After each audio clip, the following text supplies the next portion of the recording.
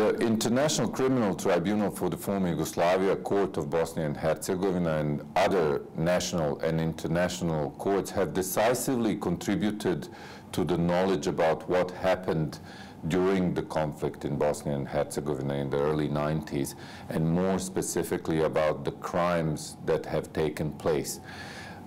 Some of the biggest crimes that occurred were subject to attempts of perpetrators to conceal the crimes and to conceal evidence about these crimes having taken place.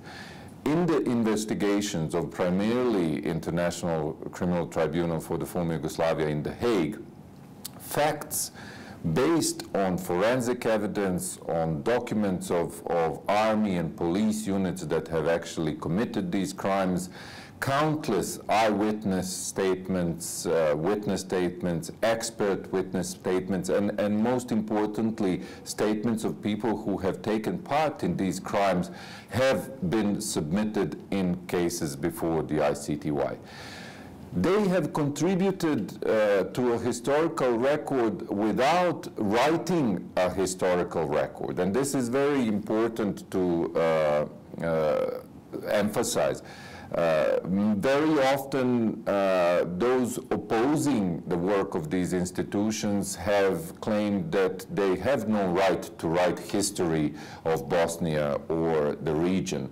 But it is very important to note that this was never their intention.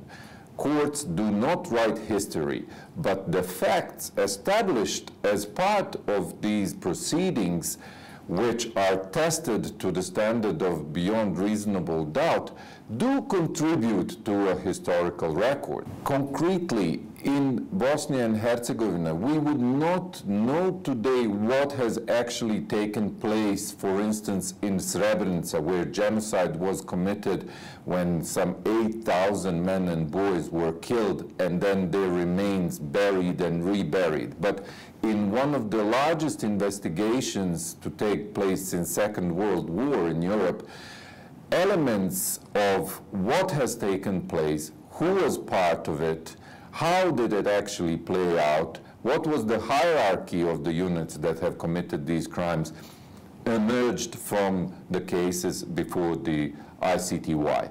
By establishing these facts, courts have contributed to what is a struggle of Bosnian society to come to terms with what happened.